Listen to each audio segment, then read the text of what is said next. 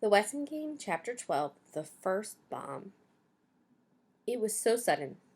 The ear-splitting bangs, the screams, the confusion. Theo and Doug ran into the kitchen. Mrs. Theodakis ran out. Her hair, her face, her apron were splattered with dark, dripping red. "Blood!" Sidel Polanski cried, clutching her heart. "Don't just sit there," Catherine Theodakis shouted. "Somebody call the fire department." Angela hurried to the payphone on the wall and stood there trembling, not knowing whether to call or not. They were snowbound. The fire engines could not reach Sunset Towers. Theo leaned through the kitchen doorway. "Everything's okay. There's no fire." "Chris, honey, it's all right," Mrs. Theodakis said, kneeling before the wheelchair. "It's all right, Chris. Look, it's just tomato sauce." Tomato sauce? Mrs. Theodakis was covered with tomato sauce, not blood. The curious heirs now piled into the kitchen, except for Sidel Polanski, who slumped to the counter.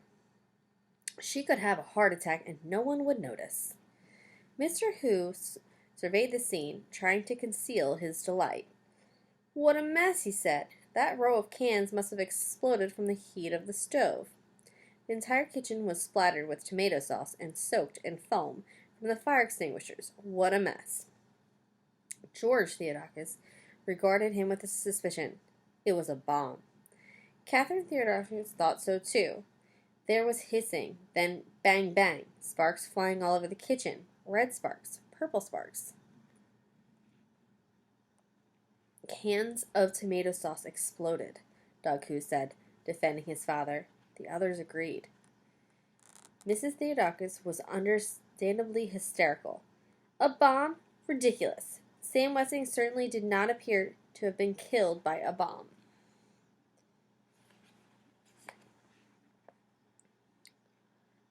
Judge Ford suggested that the accident be reported to the police immediately in order to collect on the insurance. "You might as well redecorate the entire kitchen," Grace Wexler, decorator, proposed. "It should be functional yet attractive, with lots of copper pots hanging from the ceilings." "I don't think there's any real damage," Catherine Theodakis replied, "but we'll have to close for a few days to clean up." Mr. Hu smiled. Angela offered to help. "Angela, dear, you have a fitting this afternoon," Grace reminded her, "and we have so much to do for the wedding shower on Saturday." In thumped Sidel Polanski. "I'm fine now, just a bit woozy. Goodness, what a nasty turn." Having recovered from the nasty turn, Sidel Polanski settled down to transcribing her shorthand to Polish, then from Polish to English. Startled by a loud banging on her apartment door, she struck the wrong typewriter key. "Open up." Recognizing the voice, Angela unbolted the door to a furious turtle.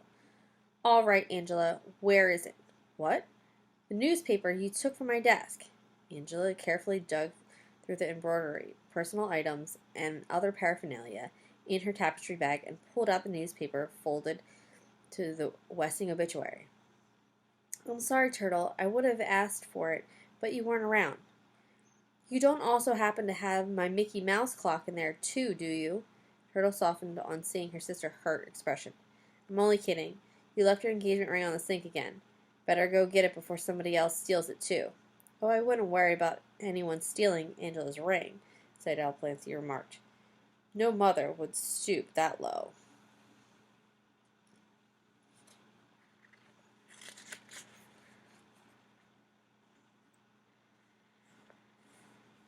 The thought of Grace being the burglar was so funny to Turtle. She plopped down on the sofa and rolled about in laughter. It felt good to laugh. The stock market had fallen 5 points today. "Angela, please tell your sister to go get her dirty shoes off my couch. Tell her to sit up and act like a lady."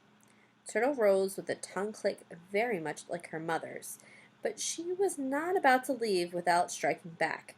Arms folded, she leaned against the wall and let them have it. "Mom thinks Angela was the one who stole the shorthand notebook." That got them. Look at those open mouths, because Mom's asked to see it and Angela does everything she says. "Anyone could have stolen my notebook. I didn't double lock my door that day. If Seidel couldn't trust her own partner, she was alone, all alone. Did Mom really say that? Angela asked. No, but I know how she thinks. I know what everybody thinks. Grown-ups are so obvious. Ridiculous, scoffed Seidel. For instance, I know that Angela doesn't want to marry that sappy intern.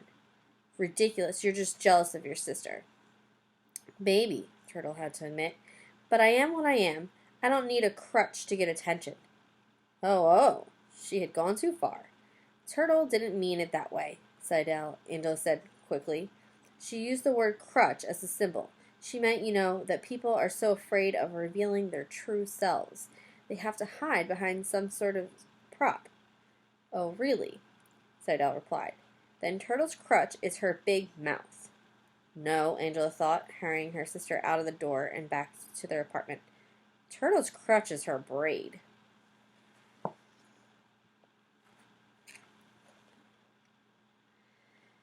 The newspaper man called again to say he had found some photographs taken at Westington Town parties 20 years ago. One of those names appears in a caption as Violet Westing's escort, George Theodakis. Go on, the judge said. That's all. He promised to send her the clippings in the Westing file as soon as he shoveled out. The judge now knew of 4 heirs with Westing connections. James Hu, the inventor, Theo's father, her partner, Sandy McSuthers, who had been fired from the Westing paper mill, and herself. But she had to learn more, much more about each one of the heirs if she hoped to protect the victim of Sam Westing's revenge.